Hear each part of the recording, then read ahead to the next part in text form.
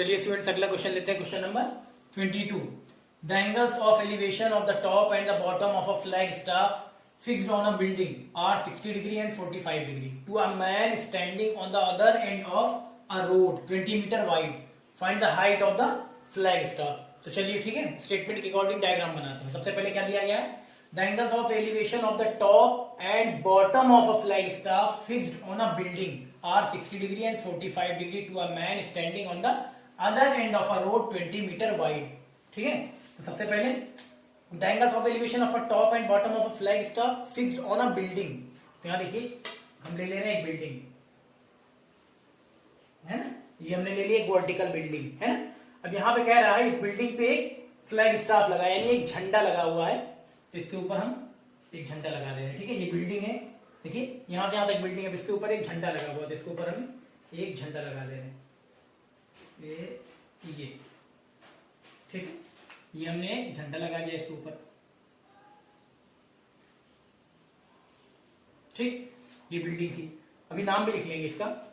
देखिए यहां से यहां तक, अब देखिए थोड़ा ध्यान दीजिए, ये है ये क्या है, एक बिल्डिंग है।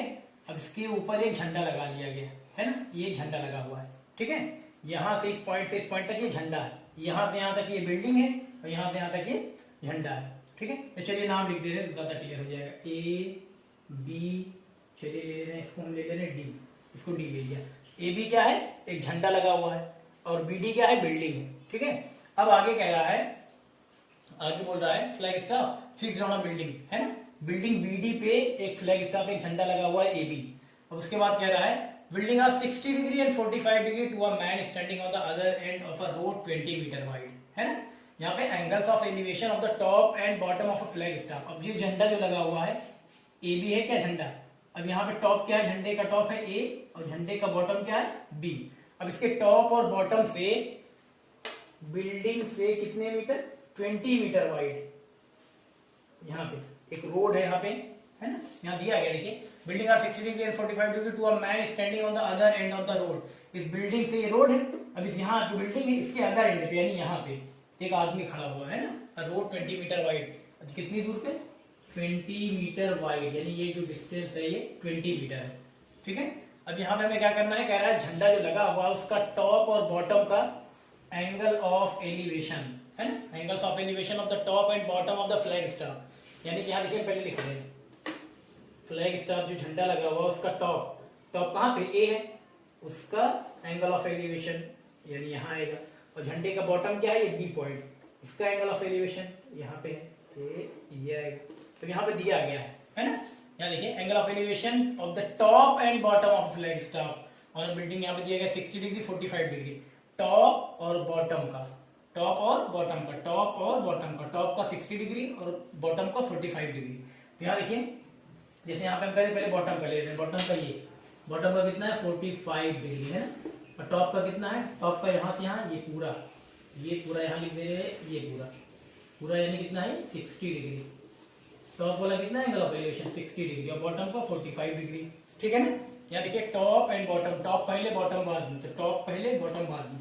ठीक है, दिया गया एंगल ऑफ एलिवेशन हो गया। ए बी डी, यहाँ पे इसको सी ले ले रहे हैं। ठीक है, अब यहाँ पे देखिए हमें निकालना क्या है, find the height of the flag staff, height of the flag staff यानी कि झंडा है उसकी हाइट निकालनी है।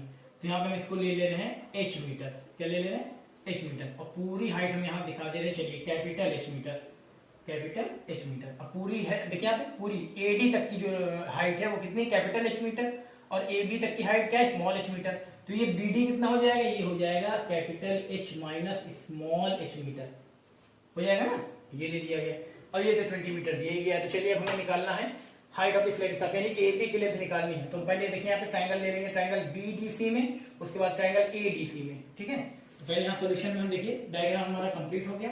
सबसे जरूरी ये होता है स्टेटमेंट पढ़ के आप सही डायग्राम बना ले, डायग्राम आपको बन गया, क्वेश्चन बड़ी इजीली आप कर सकते हैं।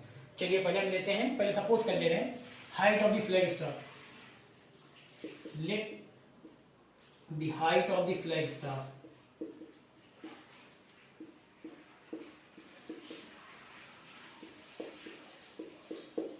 Height of the flag staff AB, flag staff क्या लिया हमने डायग्राम में AB, इसकी हाइट लिए h मीटर है ना, ये ले लिया गया।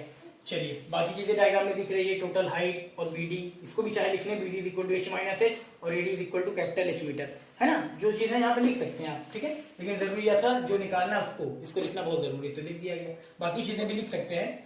चलिए अब इसके बाद हम ले लेते हैं ट्राइंगल में, किसमें, in triangle BDC, in triangle BDC, ये ले लिया हमने ट्राइंगल बीडीसी में, बीडीसी दिख रहा है, तो बीडीसी जो ट्राइंगल उसमें देखिए एंगल ऑफ एलिवेशन कितना है 45 डिग्री, और क्या लेंगे यहाँ पे देखिए परपेंडिकुलर अपॉन बेस, यानी tan लेना पड़ेगा, P अपॉन B किसका होता है, tan का, तो यहाँ ले लेंगे tan 45 degree, tan 45 degree is equal to BD upon CD perpendicular upon base, यानी BD upon CD, tan 45 degree value 1, BD कितना h minus h upon CD कितना 20, तो यहाँ पे अगर क्रॉस मल्टीप्लाई कर लेंगे तो हमारा आ जाएगा h minus h is equal to 20 आएगा ना, यानी कि अगर हम यहाँ से निकालना चाहें कैपिटल H की वैल्यू तो capital H is equal to क्या हो जाएगा 20 प्लस h हो जाएगा ना। चलिए अब इसके बाद हम ले ले रहे हैं इन ट्राइंगल, पूरे बड़े वाले में, in triangle ADC, in triangle ADC triangle में देखिए एंगल ऑफ एलिवेशन कितना है ये 60 डिग्री, यहाँ पे भी हम लेंगे perpendicular upon base, perpendicular upon base का मतलब क्या है, यानी कि tan का रेशियो, यहाँ पे भी लेंगे आप tan 60 डिग्री, तो यहाँ पे भी परपेंडिकुलर अपॉन बेस यानी AD upon BC, AD upon DC, क्या रहेगा AD अपॉन DC, है ना। चलिए AD अपॉन DC हो गया, AD upon DC perpendicular upon base, tan 60 degree की वैल्यू कितनी, tan 60 डिग्री की value √3 is equal to AD कितना, AD पूरी लेंथ है h अपॉन DC कितना है 20 मीटर, तो हो जाएगा 20, अब h की वैल्यू यहाँ अगर निकालेंगे कैपिटल H क्रॉस मल्टीप्लाई करा के आ जाएगा 20 √3, कितना आ गया 20 √3, है ना। चलिए तो यहाँ पे देखिए कैपिटल H की वैल्यू हमारे पास है, इसको हम फर्स्ट ले ले रहे हैं, फर्स्ट, तो यहाँ कैपिटल H की वैल्यू यहाँ पुट कर दे रहे हैं 20 प्लस h, कैपिटल H की वैल्यू क्या रख सकते हैं 20 plus h is equal to यहाँ कितना 20 √3, है ना, ये आ गया।